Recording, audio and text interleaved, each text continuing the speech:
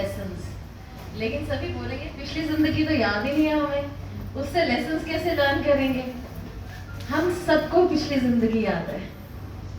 याद है किसी को या भूल गए? वेरी नाइस, कुछ लोगों को तो बहुत ज्यादा याद है, पूरे हाथ खड़े हुए हैं।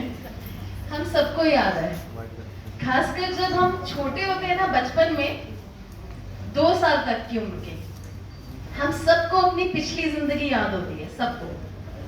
तभी आपने देखा है छोटे बच्चे अपने आप ही हंसते हैं, अपने आप ही बातें करते हैं, कुछ कुछ बोलते हैं, लेकिन हमें समझ में नहीं आता। लेकिन जब तक उनकी जुबान क्लियर होती है ना, उनकी मेमोरी धुंधली हो जाती है। तो इसी वजह से उनको पिछला जन्म जो है ना, वो 2 साल की उम्र तक ना भूल जाना शुरू हो जाता है।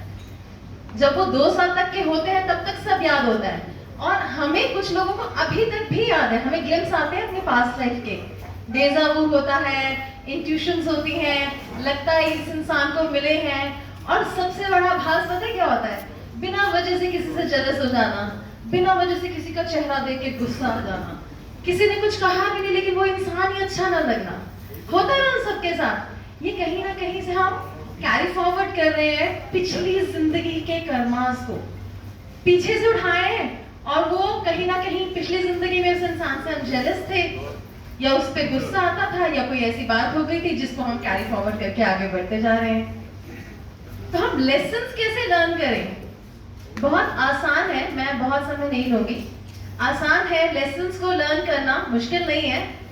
ऑब्वियसली मैं पास्ट लाइफ रिग्रेशन थेरेपिस्ट हूँ, तो मैं डेफिनेटली बोलूंगी कि पास्ट लाइफ रिग्रेशन थेरेपी से आप लेसन्स लर्न कर सकते हैं, लेकिन और भी बहुत इजी वेज हैं टू लर्न दैट लेसन्स। अच्छा, करने क्यों है लेसन्स लर्न? ये भी क्वेश्चन होगा कि क्यों करने हैं।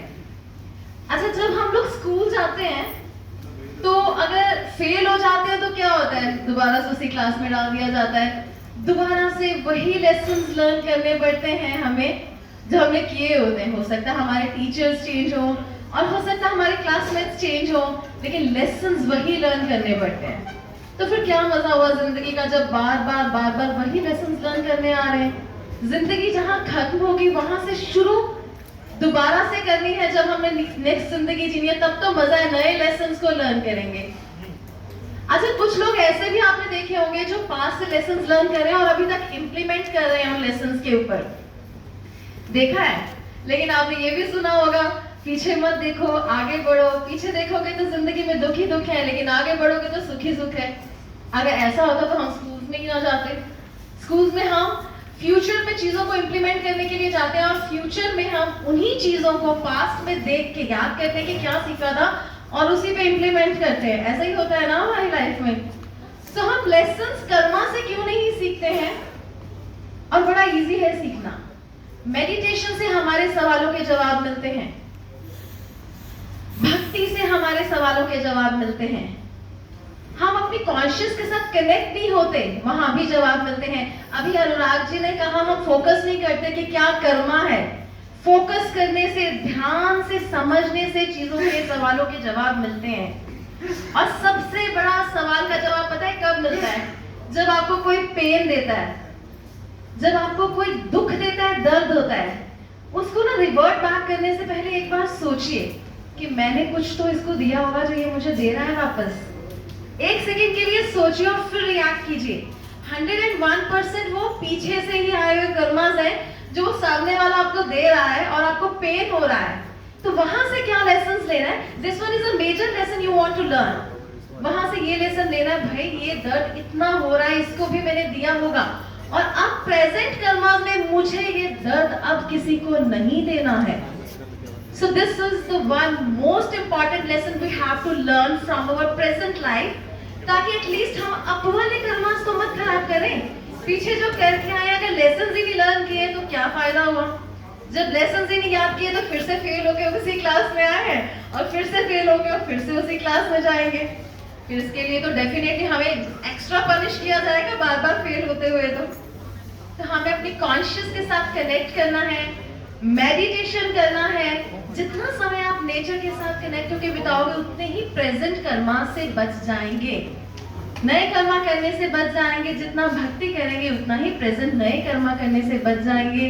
जितना स्पिरिचुअल चीजों से कनेक्ट करेंगे उतना ही नए कर्मा से बच जाएंगे। किसी को जवाब नहीं देंगे, चुप करके सुनेंगे। ऐसा नहीं है कि आप अगर सह रहे हो ना तो समझना आपने भी पिछली बार किसी को वो सहने के लिए मजबूर किया था, इसीलिए वो देने आया है।